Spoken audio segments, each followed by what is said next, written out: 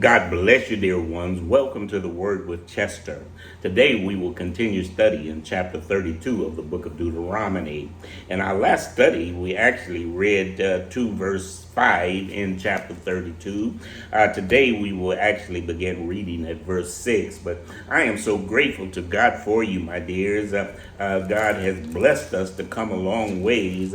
Actually, now we're getting very close to the book of Deuteronomy, the end of the book of Deuteronomy, and also to the life of Moses. And we have to celebrate all the things that Moses had did, and bringing the children of Israel out of Egypt, all the way across the wilderness into this point, just before you go into the promised land. And he's yet instructing these young people before they go across the Jordan River into the promised land. He's instructing them, already knowing that he's going to die and not be able to go across the Jordan River with them, but yet he wants them to be successful when they go in. Here, Moses was actually writing a song and singing a song unto the children of Israel, and having it recorded so they would know when the things that God had said would happen, and what they actually need to do when they happen. In verse 6, we'll be talking about God's selection and protection, and God is reassuring the children of Israel that he's going to be with them. Now, keep in mind all of the things that we had discussed, and in this discourse where Moses is talking to these young people. In verse 6, do ye thus requite the Lord, O foolish people and unwise? Just plainly asking a question: do you requite the Lord, and call them foolish people and unwise? They saw the work of God and the power of God and all that he had done. Now keep in mind, Moses is actually talking, and in this song dealing with something that would happen in their future. Get the picture, and them rebelling against God and them going into captivity. And so let's continue reading. I'll read 6 again completely. Do you thus requite the Lord, O foolish people and unwise? Is not thy Father who have brought thee? Hath he not made thee and established thee? Didn't the Lord make you? Didn't the Lord establish you? That's one thing you have to understand. When you see the power of God and you have seen all that God had did to get you to where you are. Get this. Now Moses is dealing with this now in verse 7. Remember the days of old. Consider the years of many generations. Ask thy fathers, and he will show thee. Ask thy father, and he will show thee thy elders, and they will tell thee. When the Most High divided to the nations their inheritance, when he separated the sons of Adam, he set the bounds of the people according to the number of the children of Israel. Getting the picture. I hope you're getting the picture here. He's letting them know partly future and partly things past, but yet the power and the hand of God. In verse 9, for the Lord's portion is his people. Jacob is the lot of his inheritance. He found him in the desert land and in the waste howling wilderness. He led him about. He led him about. He instructed him and kept him as the apple of his eye. As an eagle stirreth up his nest, fluttereth over her young, spreadeth abroad her wings, taketh them, beareth them on her wings. Well, get the picture. This is what the Lord has done for you. Well, let's read on in verse 12.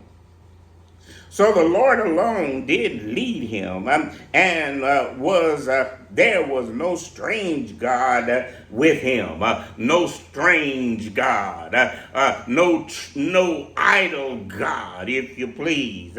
Verse 13, he made him ride on the high places of the earth, that he might eat the increase of the field, and he made him to suck honey out of the rock, and oil out of the flint rock. Well, God supplied their needs, if you please. Now let's read on. We're in verse 14. Butter of cows and milk of sheep, with fat of lambs and rams of the breed of Bashan, and goats with the fat of kidneys of wheat, and thou didst drink the pure blood of the grapes, if you please. In other words, he's reminding them you have to be mindful, number one, where all of this come from, where God had blessed you. Now we're going to read on in verse 15. We'll be talking here about danger of apostasy and judgment.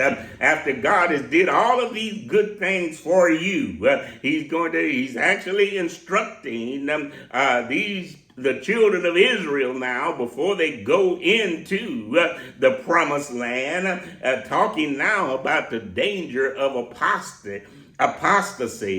When you may not know what apostasy is, but it derives from the word apostate.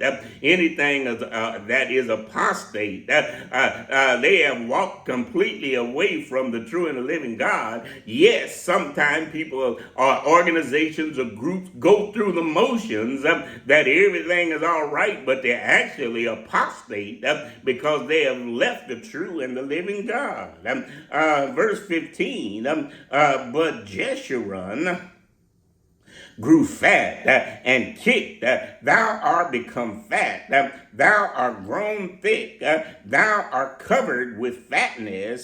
Then he forsook God who made him, and lightly esteemed the rock of his salvation.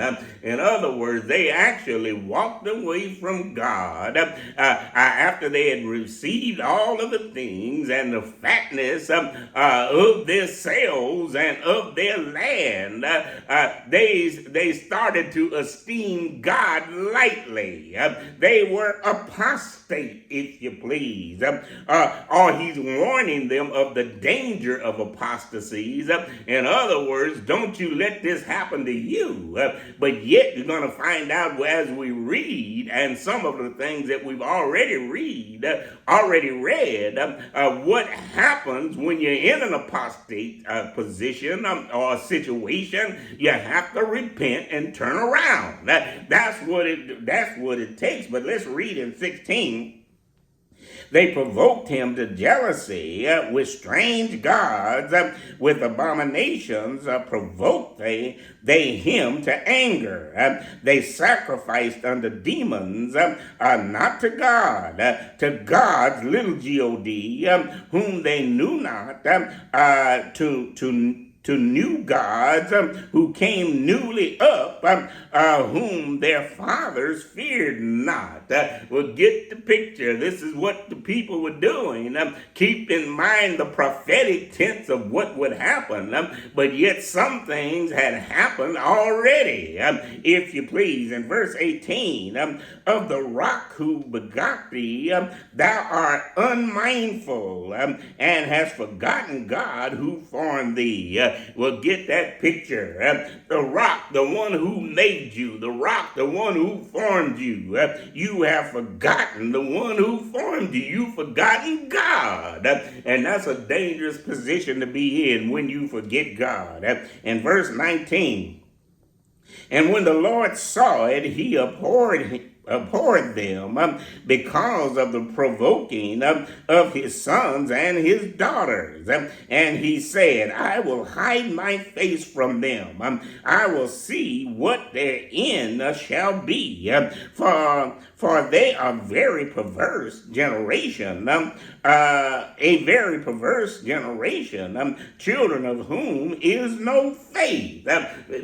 Can you get the picture? Children of whom there is no faith. And you have to get this entire verse in chapter 20, and he said, I will hide my face from them.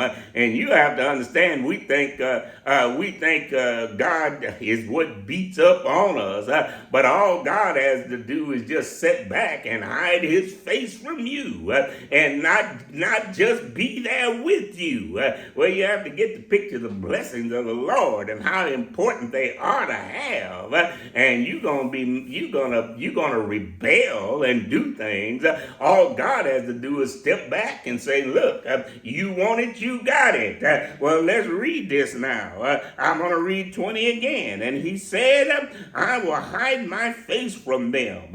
I will see what their end shall be. For they are a very perverse generation, children in whom is no faith. What are you talking about? Whom there is no faith.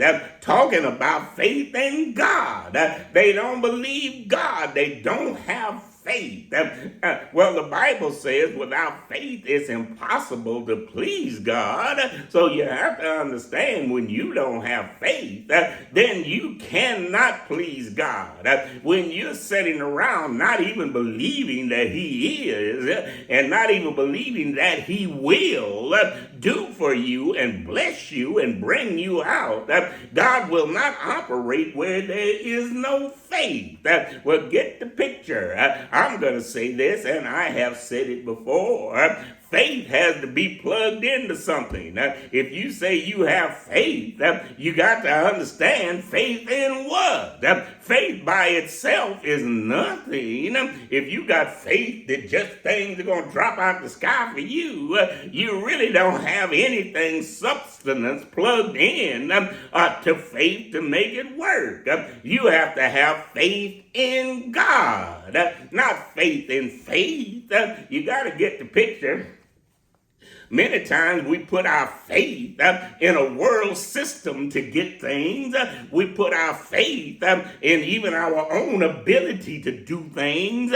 But you have to understand, he's talking here about faith in God. They don't have faith in God. You have to plug faith into something. Well, if I go sit down in a chair and just plop down there, that means I believe that chair has enough strength to hold me up, so I sit down on it. Faith is plugged in something. Well, whether that be the chair or whatever, I have faith that when I hit my light switch, the lights are going to come on. What are you talking about? Where's my faith in? My faith in that situation is that I paid my light bill, if you please. So the lights will come on. But yet you have to plug into God. You're saying, God, I know he has supplied the way for me to pay my light bill. And the light bill is paid, so I can just hit the switch and the lights will come on. So you have to get this, my dears. Faith in faith is inconclusive. It does nothing for you. But yet faith in God, you have to have faith that God will do everything that he said he will do. You have to have faith in God, and that's what makes faith work for you, because you have faith faith in God and believe he will do it, and it will be done. But here we're talking about a generation of people, children whom have no faith. They don't have no faith. Well, get that picture. Well, shall we read on? They have moved me to jealousy with that which is not God. They have provoked me to anger with their vanities. And I will move them to jealousy with those who are not a people. I will provoke them to anger with a foolish nation. I'll let a nation rise up against them to provoke them to anger. Well, can you get the picture? He's actually talking about the children of Israel, that they would actually get into this position. And if you research history, you find out that everything that Moses is writing about and singing about, it did happen in their future from this point. I want you to get the picture. But yet, God, this is wrote when they would have their solemn assemblies. The books were supposed to be read to them. That way they know the condition that they're in, and they can turn around and go the opposite direction. I'm going to read on in verse 22. For a fire is kindled in mine anger, and shall burn unto the lowest hell, and shall consume the earth with her increase, and set a fire the foundation of the mountains. Set on fire the foundation of the mountain. Well, God is letting them know what he will do. Why? They don't have faith in him. They don't believe him. They don't trust him. Well, God will let things happen in your life actually to get your attention. In verse 23, I will heap mischief upon them. I will spin mine arrow upon them. They shall be burnt with hunger and devoured with burning heat and with bitter destruction. I will also send the teeth of beasts upon them with the poison of serpents of the dust. Well, God is letting them know, I'll just allow all this to happen to you when you go into that apostate position. Well, I hope you're getting this. In verse 25, the sword without, the terror within, shall destroy both the young man and the virgin, the suckling, also with the man of gray hair. In other words, all of them will be affected by this. All of them will be in trouble. The virgin, the young man, and also the one with gray hair, all of them will be affected by this. Let's read on. We're going into verse 26. Here we'll be talking about mercy and judgment. In verse 26, I said I would scatter them unto the corners. I will scatter them into corners. I would make the remembrance of them to cease from among men. Well, the Lord is saying, I will allow this to happen. And you have to get that picture now. As you read through history, read through the Kings, my dears. Read through the Chronicles, and you'll see when they walked away from God, and God let them be turned over to other nations, the Assyrians and Babylon. All of this, you have to get the picture, understand history. God let them be overtaken. Here, we're prophesying about it, letting them know what would happen if they get into this state. In verse 27, were it not that I fear the wrath of the enemy, lest their adversaries should behave themselves strangely, and lest they should say, our hand is high, and and the Lord have not done this. Well, get the picture. In verse 28, for they are a nation void of counsel. In other words, they won't hear, void of counsel, neither is there any understanding in them. In verse 29, oh, that they were wise, that they understood this, that they were considered their latter end. In verse 30, how would one chase 1,000? How would one chase 1,000 and two put 10,000 to flight? How would this happen? You have to know that it had to be God that did this. If one would chase 1,000 and two put 10,000 to flight, you have to know it wasn't the man himself, but it was God dealing with the man, that he's able to chase 1,000 by himself, and 10,000, just the two of them can withstand 10,000. You know that's got to be God